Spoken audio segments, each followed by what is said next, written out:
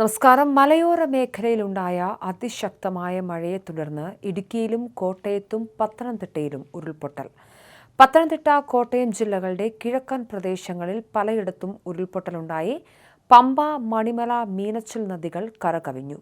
റാന്നി, മണിമല, ഈരാറ്റുപേട്ട, പാലാ പ്രദേശങ്ങളിൽ പ്രധാന റോഡുകൾ ഉൾപ്പെടെ മുങ്ങി. ഇടുക്കി ജില്ലയിലും മണ്ണിടിച്ചിലും ഉരുൾപൊട്ടലുമുണ്ട്. തൊടുപുഴയ്ക്കടുത്ത് കുടയത്തൂർ അടൂർ മലയിലുണ്ടായ ഉരുൾപൊട്ടലിൽ ഒരു സ്ത്രീ മരിച്ചതായും റിപ്പോർട്ടുകൾ വരുന്നുണ്ട്.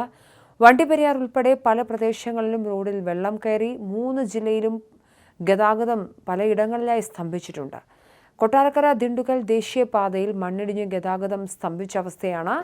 കുടയത്തൂർ അടൂർ മലയിലുണ്ടായ ഉരുൾപൊട്ടലിൽ മഷിക്കല്ലയിൽ രവി നാരായണന്റെ ഭാര്യ സുമതിയാണ് മരിച്ചത്. ഇവരുടെ മകൻ രതീഷിനെ പരിക്കുകളോടെ രക്ഷപ്പെടുത്തി. വെള്ളിയാഴ്ച വൈകിട്ട് മുതൽ മലയോര മേഖലകളിൽ ശക്തമായ മഴയാണ്.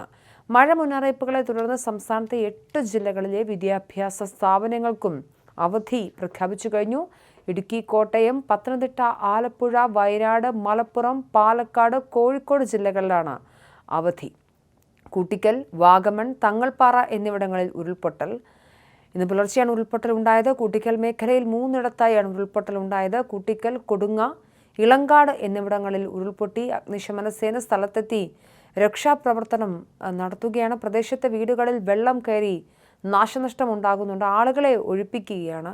അതീവ ജാഗ്രതാ നിർദ്ദേശമുണ്ട്. റോഡുകളിൽ കല്ലും മണ്ണും നിറഞ്ഞും ഗതാഗതം സ്തംഭിച്ച അവസ്ഥയാണ്. കോട്ടയം, പത്തനംതിട്ട ജില്ലകളിൽ അതിശക്തമായ മഴ തുടരുകയാണ്. മഴ കനക്കുന്ന സാഹചര്യത്തിൽ പമ്പയാർ, മരിമലയാർ എന്നിവ കര കവിഞ്ഞൊഴുകുകയാണ്. ചെറുനദികളിലും വെള്ളം പൊങ്ങിയതോടെ പാലങ്ങളും ക്രോസ് വേകളും വെള്ളത്തിൽ മുങ്ങി. ഇതോടെ പലയിടങ്ങളിലും ഗതാഗത തടസ്സം അനുഭവപ്പെടുകയാണ്. കോട്ടയത്ത് മുണ്ടക്കയം ക്രോസ് വേ വെള്ളത്തിൽ മുങ്ങിക്കഴിഞ്ഞിരിക്കുന്നു. എരുമേലിക്ക് സമീപം റോഡിൽ വെള്ളം നിറഞ്ഞ ഗതാഗത തടസ്സവും ഉണ്ടായി. ജലനിരപ്പ് അറിയാതെ ഇറക്കിയ പിക്കപ്പ് റോഡിൽ കുടുങ്ങി. ദമ്പതികളും പിഞ്ചുകുഞ്ഞുമായിരുന്നു വാഹനത്തിലുണ്ടായിരുന്നത്. ഇന്ന് പുലർച്ചെയോടെയായിരുന്നു സംഭവം. വാഹനത്തിലുണ്ടായിരുന്നവർ സമീപത്തുള്ള വീട്ടിൽ സുരക്ഷിതമായി. റോഡരികിലുള്ള വീട്ടുകാർ നിർദ്ദേശപ്രകാരം പിഞ്ചുകുഞ്ഞുമായി ഇറങ്ങുകയും 4 അടിയോളം ഉയർന്ന വെള്ളത്തിലൂടെ കരയ്ക്കെത്തുകയുമായിരുന്നു. ഇതുവഴിയുള്ള ഗതാഗതം തടസ്സപ്പെട്ട് കഴിഞ്ഞിട്ടുണ്ട്. നാടിനെ വിറപ്പിച്ച് തോരാതെ മഴ പെയ്യുകയാണ്.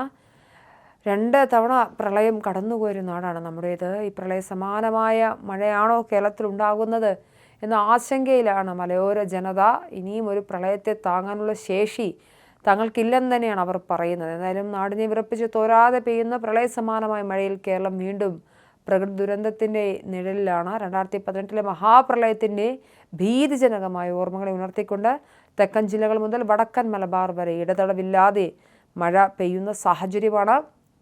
പ്രധാന പുഴകളെല്ലാം കരകവിഞ്ഞൊഴുകുന്നു. ഡാമുകളിലെ ജലനിരപ്പ് ഉയരുകയാണ്. ഇടവിട്ട് ഡാം തുറക്കുന്ന സാഹചര്യമുണ്ട്.